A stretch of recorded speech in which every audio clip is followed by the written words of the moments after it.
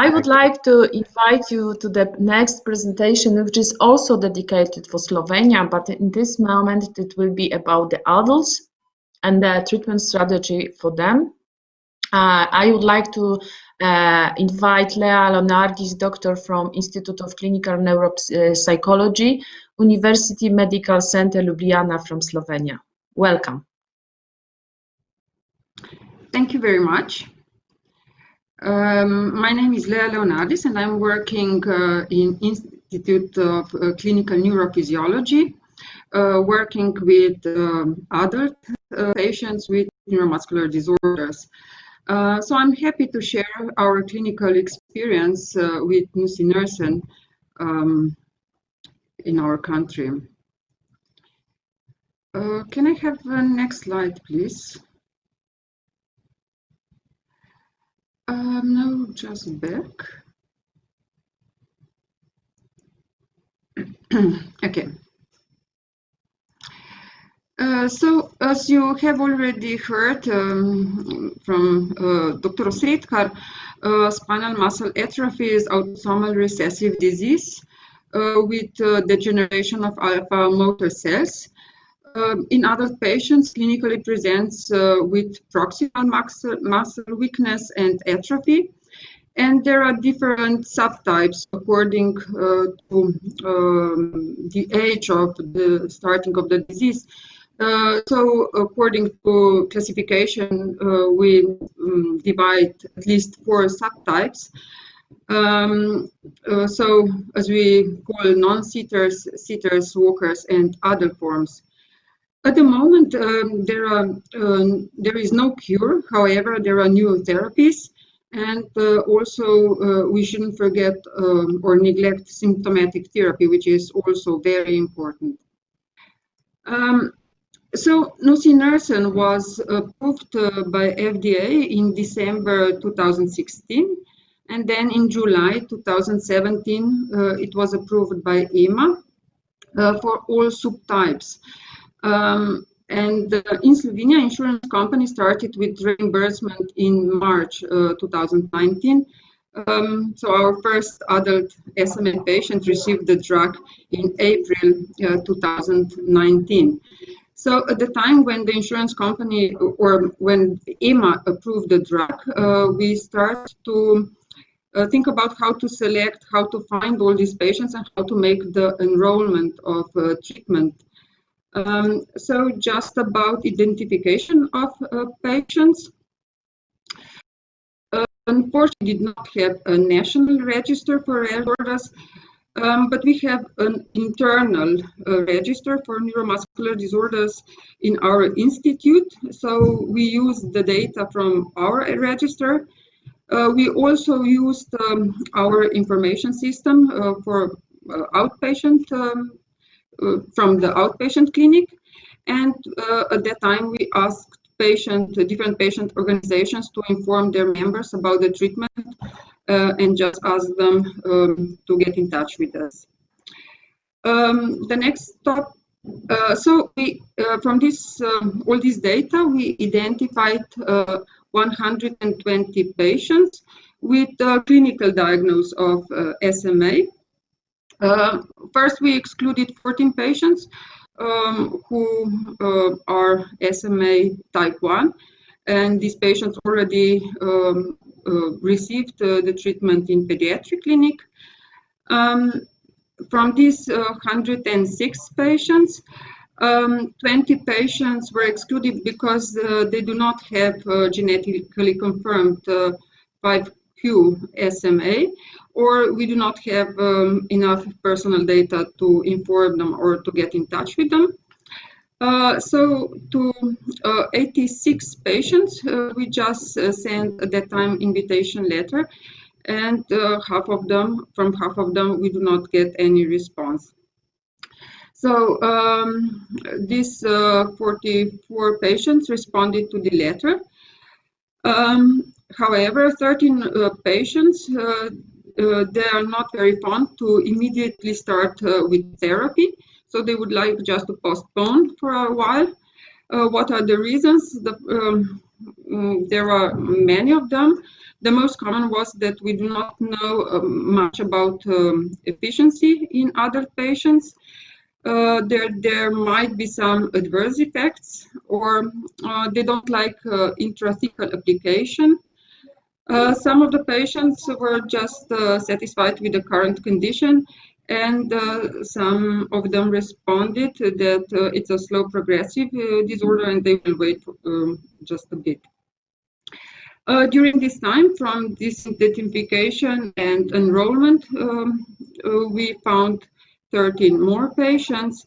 So at the end, we start with 44 patients to enroll to the treatment. So how we start with enrollment? We perform our own scale, functional scale, and we decided at that time to start with the patients with a better functional score. We don't know if this is the right decision, but we have to make a bit of enrollment. So we grouped patients in 6 groups according to if they walk, if how they are strong with upper limbs. So if they can reach head or they can just move distal parts of the upper limbs, and about vital capacity if it's over or lower than 30%. So we have one third of patients who still walk. Then around 1/3 of patients from the group 4, they are not able to walk, but they can have some movements with upper limbs, and then and their vital capacity is over 30%. And 1/3 is from 5th and 6th group. They have mostly movements of distal parts of the upper limbs, and their vital capacity is over or lower to 30%. So these 44 patients, in average, they are 40 years old. Half of them are male and half of them female. The range of age is quite huge, from 20 to 71 years of age. 16 patients had scoliosis operation. 7 patients use mechanical ventilation. One of them is also on invasive ventilation, and 20%, so half of them, almost half of them, use cuff machine. According to type of SMA, half of them are type 2 and half of them type 3. It's quite interesting. In type 3, there are more male patients, and in type 2, more female patients.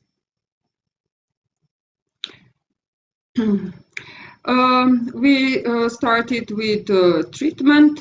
So 38 patients have already received nusinersen, and because of this enrollment, there are less and less patients in next cycles. They're still waiting for next cycles of treatment. 3 patients are still waiting for treatment, and 3 patients cancel treatment after also functional scoring. They would just like to postpone starting with treatment.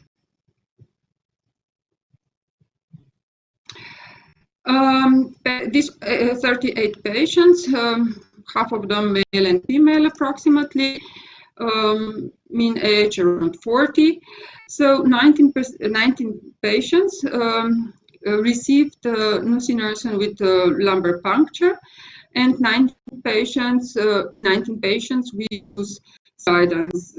So in 19 patients, intrathecal application was under CT. This cone CT, which produced less radiation. These are mostly data from our radiologists, Professor Salapura and Professor Snoy. They use in the 17 patients in 11 imaging for additional assessment, and in 11 patients because they had spinal fusion or instrumentation. Only 10% of them are without scoliosis. Altogether, they performed 86 injections. All procedures were technically successful, and only in one patient we have to reschedule appointment, and after this rescheduled, the application was also successful. Last few months, they started with ultrasound guided application, which is also quite successful. And in the future, we would try in some patients use that kind of application because there is no radiation, or less radiation because we need CT just for the first screen. And at the bottom, you can see this needle which can be shown on CT scans. 70 applications were done transforaminal and 16 just intraforaminal. About the procedure, the first procedure takes a bit longer because they have to make more CT scans to find the right position of this injection needle. But afterwards, you can see at 5 or 6 application, the time for this procedure become lower and lower. All our patients are also functionally assessed. We used Hammersmith Functional Motor Scale Expanded, which is also used around it. Then 6-minute walk test for those who can still walk. And to assess the function of upper limb, we use revised upper limb model. We also measure spirometry. Mostly we try to make this functional assessment before treatment and then after every 6 months during treatment. So here are some of our results. The data of median median Hammersmith functional score is not very reliable because we at the beginning before treatment we examine all patients, but afterwards after 6 and 12 months there are only those patients with better functional score because they were recruited first. So that's the reason why this median is increased. But if we look to single patients on this lower graph, we can see the improvement or worsening of score. And you can see around 1/3 of patients, they get more points on Hammersmith scale, so that means they are functioning better. 1/3, approximately 1/3 of patients are just the same. There is no improvement, but also no worsening. And there are 1/3 or quarter of patients who became slightly less, who got slightly less points on Hammersmith scales. There are data from the literature. They also show us improvement from the baseline, and you can see most of the patients after some months get some improvement. And here's the picture on the left when they improve in 6-minute walk test after nusinersen. Here are our data about forced vital capacity. You can also see around half of the patients improved in the percentage of vital capacity. There are some of them where there is no great changes from the baseline data, and some of the patients, they just get worse. At the end, we have also measured PIF, that is the measurement of experium, and the data is similar. Half of the patients improve, some of them are just stable, but some of them got worse after 12 months of nusinersen. But there are also some improvements which are not involved in all these scales. We cannot measure them in points, but patients told us about more energy. They are less tired. They have more strength, more stability, less tremor, and they can easily clear their lungs, and they sleep better. And also in the literature, there are many papers about fatigue in patients with SMA, which is also not to neglect when after nusinersen became less obvious. However, there are also some side effects around more than half of the patients. They had headache, at least at one application. Half of them, they have headache, which was scored more than 5 points in the scale of 10 points, when 10 is the extreme headache.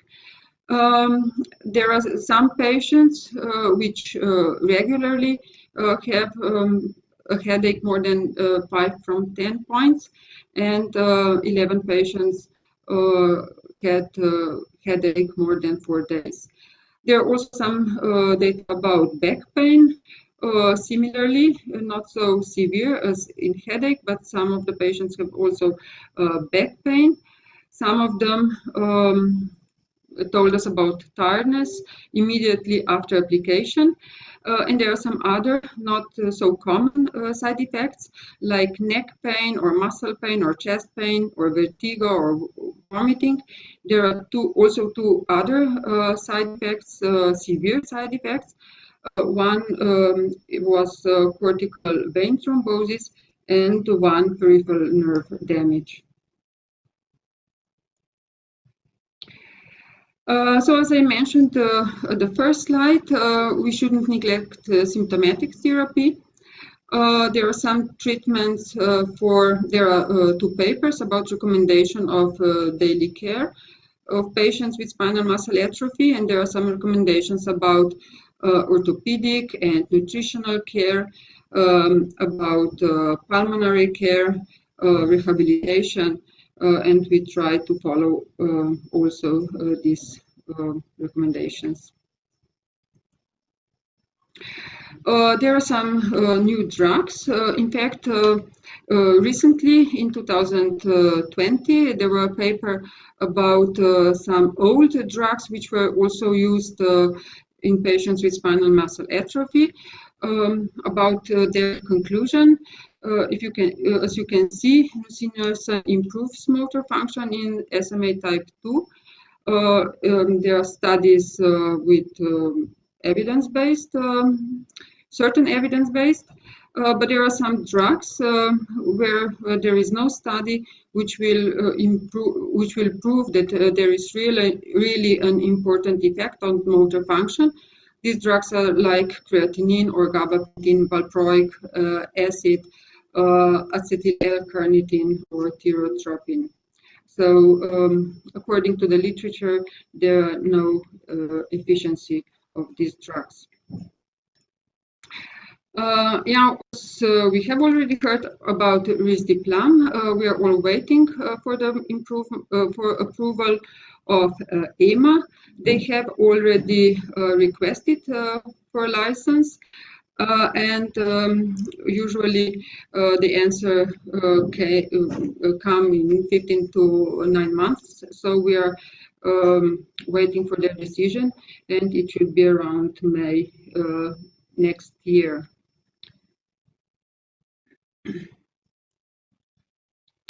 So just for a conclusion, nusinersen makes some improvement or at least stabilization in proportion, like unfortunately not in all of adult SMA patients.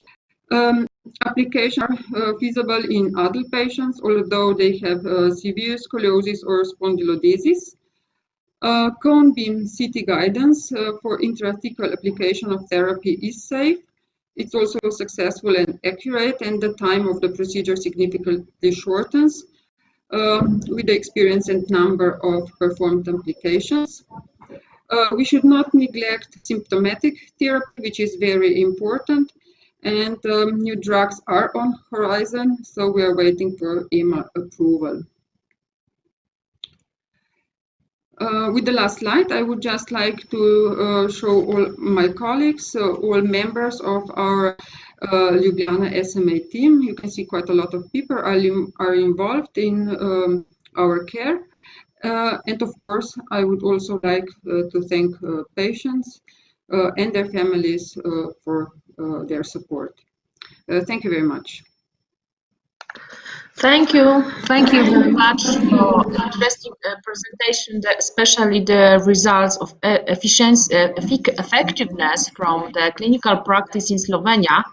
We have two questions. One is, what do you think how risdiplam can change the practice, especially for adult patients, and what is the difference between the nusinersen and risdiplam? Thinking about the SMA.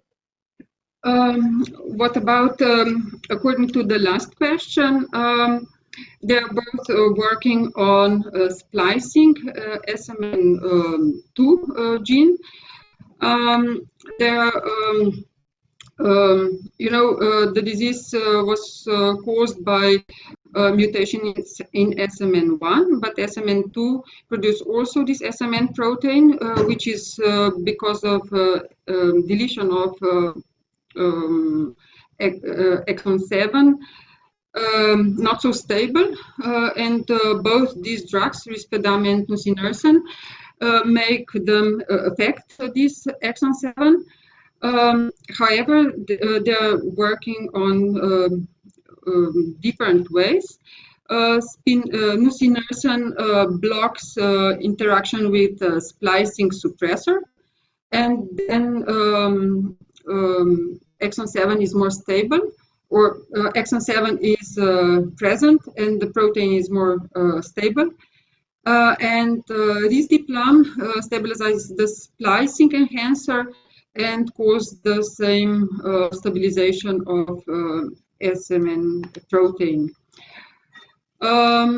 Differences are also that nusinersen is antisense oligonucleotides, which is quite a huge molecule, so it couldn't get across brain-blood barrier. So we have to put it intrathecally, while risdiplam is a small molecule, and it could go through this barrier, and we can take it orally, so by syrup, as a syrup. So these are differences. They can, up to now, there are data that they're both efficient and safe. As you mentioned, what in our adult patients, yeah, it's easier for the patients because they won't need intrathecal application, so no lumbar puncture. They could receive the drug at home. Maybe only about warnings. There are some warnings in SMPC for risdiplam. There is no data about pregnancy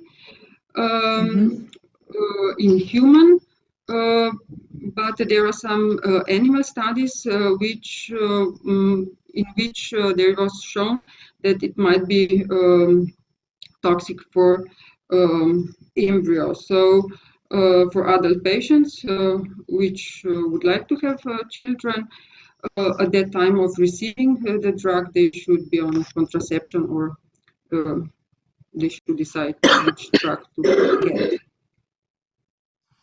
The next question was regarding the safety issues, what you already mentioned. Could you say us, because you mentioned that its efficacy is quite similar, do you think that will be any differences between these two drugs regarding the safety or side effects issues?